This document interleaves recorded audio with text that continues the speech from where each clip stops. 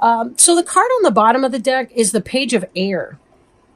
Now, air signs such as yourself, Gemini, Libra, or Aquarius energy, a lot of times this is a communication coming in. It's truth coming in. Can be spying on someone. I don't mean necessarily in the creepy way, but with social media, sometimes we like to check out what somebody else is doing on their social media page or whatever. So this can have something to do with that. This is, air is communication energy. It's internet. It is travel, right? Now, according to the keynotes on the card, this can be challenging information, delays or changes to plans, and truth delivered without tact, right? So watch out for your role in that. Sometimes people have a tendency to be too blunt and they don't recognize, how it can sound to the other person that can create unnecessary or unwanted conflict with somebody. But I will put this back. It'll be out of sight for now, but we'll reference this as we go on, see if it makes more sense in a reading. But, excuse me. Whoops. Ten of Fire shows that you're burdened. You've got a lot of responsibilities on your plate. You're working a lot. This can indicate a need to delegate responsibilities to other people. Your life may be out of balance. It can also indicate stress-related health concerns. So there is some kind of a need to slow your pace a little bit if you can. I remember reading a study that people who work really hard, like if say you work more than 60 hours a week, you have no additional productivity beyond the 60 hours. In fact, you have a decrease in productivity in the workplace because you're so tired and overtaxed that now you're losing productivity. So be sure that you're experiencing work-life balance as well. Are you getting out? Are you playing? Are you having fun? Are you laughing? I mean, really a belly laugh, not just, one of those polite, okay, whatever, kind of laughs with that. We need to be able to relax, work, play, sleep, have fun. These are the kinds of things that help keep us motivated, but also help us work with our physical flesh. Our physical flesh is so finite. And a lot of times it's kind of like our spirit. My mom says it this way. She's a church lady. The spirit is willing, but the flesh is weak. That's kind of the idea. I think she's quoting St. Paul, but whatever. But the idea is we have to have that space. We got to have that space for that. And, we have to understand that our meat can only keep up with so much.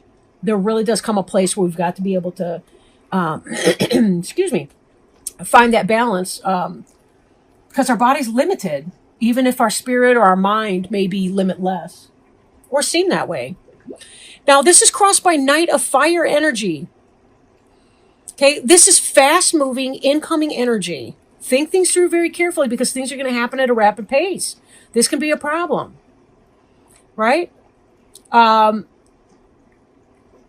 This could be a fire sign like an Aries, Leo, or Sagittarius. This person could be galloping in at fast speed. This could be passion, either yourself or it could be another person, the situation. As much responsibility as you have some kind of a passion for something. Or this other person's coming in. But remember, if you're not balancing out your energies, you're going to fizzle very quickly out because you're going to be exhausted. Things that we feel passionate about, when we want to actually manifest them into something materially demonstrable, like, what's another way to put that? We can have a passion to write a book, but if we don't actually sit down and write it, it's never going to happen. You meet somebody, you're really attracted to them, you want to have a relationship with them or something like that. You can meet at the Sleazebag Motel or something like that, but at some point they're going to want to go out to a restaurant. You still have to make time for dinner. So again, finding that work-life balance is going to help you achieve whatever it is that you want to achieve right now. So be careful that you're allowing space for that. Now, the Ace of Earth is kind of, like I was just saying, there comes a point where you want to take this passionate energy and manifest something solid with it. Manifest something solid with it. You want to be building. And the Ace of Earth is about a new beginning. It's new financial success, new abundance, new business adventure. Documents and contracts coming in. This is about taking the steps to build your brick and mortar house, or your new job, or whatever. Your new project idea. You're taking this passionate energy and you're applying it over here. Now, for some of you, I'm getting romance. I'm getting different storylines in here. For some, it could be a romantic situation. For others of you, it could be like a business or venture or success of a sort that you want to do. You're having this passionate forward motion in a business. Then again, if this is a relationship, that's going to be about doing the actual work to create the relationship. Spending time together. Becoming boyfriend and girlfriend, announcing to the parents, going out to dinner, going out to the movies, or dating. At some point, possibly building up to the sort of relationship where you move in. It's whatever. I mean, not to put the cart before the horse on that, but, everything in its own time. But this is fast, passionate energy, whatever your situation. If you're married, this is most likely going to be some sort of business relationship. If you're not, if you're single, this could very well be a passionate individual, an Aries, Leo, or Sagittarius, or somebody who's coming off in that energy. Possibly younger than you, but it really depends on your age and your stage of life. Symbolically, hypothetically, the page is kind of like the student, the child or student. The knight is the person who has the education and now they're learning how to apply it in the real world. So that's somebody who's, doing what they need to do to manifest their passion into a physical realm. They're developing the program. They are creating the steps, or creating or doing the work and so on to get things done. Now, 8 of Cups. For some of you, this is about moving on or the desire to do so. Some of you are contemplating whether or not you need to leave a situation that you have invested a lot of emotion into. 8 of Water. This is about moving on and seeking calmer waters, brighter shores. Pick a metaphor, right? For some of you, it's been burdensome and you're kind of escaping into that. There's this passionate type energy that you're experiencing. Now, just behind you, we see about you coming into your own new partnerships or contracts. We saw the contracts in the Ace of Earth and continuing to move forward. For some of you, it really is, maybe you've met somebody and you're ready to leave a situation that's no longer happy for you. Then again, in a business sense, this can be about signing a new contract for a new job and leaving a business that you've invested some time and energy into, and some of yourself as well. When we're building when we're working hard at a job, we're building part of that company up. We're part of their profit margin, if they have one. I've worked for some shitty not-for-profits, so probably, and not in all cases. I've just dumped my time and effort into loser managers. I shouldn't say that. They might be watching. But, you get the point here. I just put my foot in my mouth. Okay, so me putting my foot in my mouth right now, that's your page of air right here. Truth delivered without No, I'm just teasing. All right, it's whatever. It's not all about me, Val. But you get the point, right? 2 of Fire is passion. When you think about the 2 wands that are on the sides in some of these decks right here, it's like you're looking through a doorway that's made by these staffs or staves. I don't know, whatever the plural of staff is. But it's like you're looking through a portal. You're walking through a door here. There's something new. You're moving on. You're moving through something. It's sort of like going through a mini challenge. You've passed it. You've leveled up, in a sense. But there's a great deal of responsibility that's been coming with that. And part of that could be, and this could be what you're so fired up about over here, some of you, is that you got the desire to shake it and move on. You're done. It's exhausting when you're working for a company, a business, whatever, and you're not seeing yourself getting ahead. Now, for others of you, you could be leaving some kind of a relationship or something because something new has happened. But again, take it as it resonates. Take it as it resonates. Most of this, my feeling about this is more of a business type sense with that. Because I'm really not seeing the romance cards I would expect to be seeing if this were specifically related to that. But again, there's a lot of people that can view any one specific reading, and these are general. So As I said before, I'm kind of feeling a couple different storylines. Now, in the future, we have the Empress card. Excuse me. Okay, the Empress is kind of, this is about the birth of something new, like the birth of a new project. She's the ideal mother. She's sort of the queen of the other suits. Like she's the balance of air, water, fire, and earth energy. Right? She's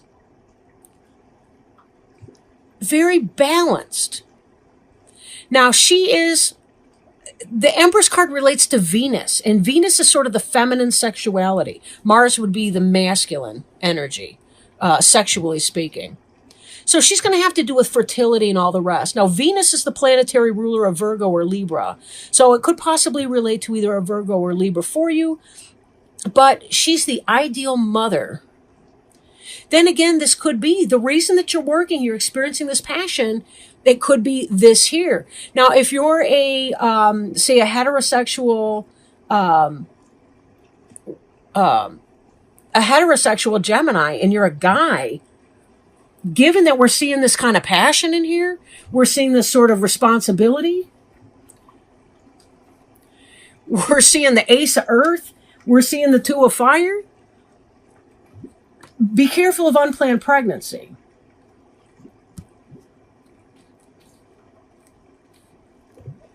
Because that's always a possibility too, right? But a lot of times the Empress is really more symbolic. Now, this is somebody who's got their brick and mortar, their earth down. They know how to do their adulting. And yet they also are in touch with their intuition.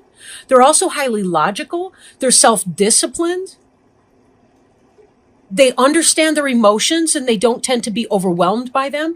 They have the balance of logic and emotions at the same time.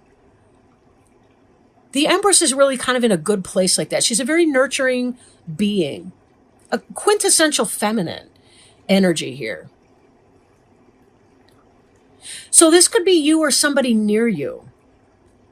The Empress could be the person that you go to when you're feeling overburdened or overwhelmed, when you've got all these responsibilities on your plate. Could be that person.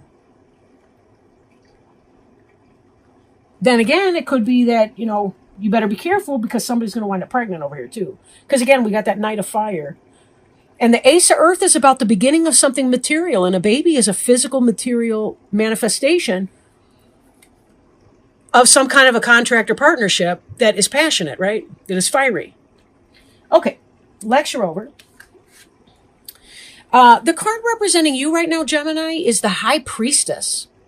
The High Priestess is about, she's a female, doesn't have to be a female. Men can walk in the High Priestess energy as well. But she's really the goddess that is, I want to say the virgin goddess that was associated with the moon. But remember, the virgin goddess wasn't about, asexual behavior. It had to do with a woman who was unto herself, that was not, I want to say owned by a man, but I hate to say it that way. The Empress has a partner, the Emperor. The High Priestess is the moon goddess. She's Selena. She's, who are some of the other ones? Whatever. But you get the point, right? She's very intuitive. She understands the mysteries of the universe. She has affinity with the moon and the lunar cycles and so on. Again, if you're a heterosexual Gemini woman, be careful it's not you becoming pregnant. This is intuition. You've got the Empress coming and you are the High Priestess. This is kind of a progression from the Virgin Goddess of the temple to the Earth Mother Goddess. But this, when I'm thinking about the moon, I'm also thinking about the 28-day cycle. It's 27 point whatever. But I'm thinking about the lunar cycles that accompany with that. And of course, when I think of lunar cycles and the like, that makes me think again of female fertility. So be mindful of that this month. Three of Fire. Here's another one. We move from the Two of Fire over here to the Three of Fire. Three of Fire is about waiting for your ships to come in. Three of Fire is waiting for your ships to come in. You've taken steps You've transacted business. You've done some good work here. Partnerships, contracts, and all the rest. And here you're waiting for that ship to come in. It's not that it might come in. It's that it is, in fact, coming in. They're on the way. You can see the mast in the distance. Maybe not in this deck of cards. Everything's so small, I can't see it. But then again, my eyes aren't what they were. Whatever. I babble. And I digress. So, you're a card of the environment. This is how other people see you in the environment. They see you as your ship's coming in. This is how you perceive your environment. This is all about waiting for that to come in. Again, doesn't have to be a harvest, but given that we've got some potential baby making activity going on, this could also be about waiting for that to come in. So, what you reap, you shall sow, literally and metaphorically.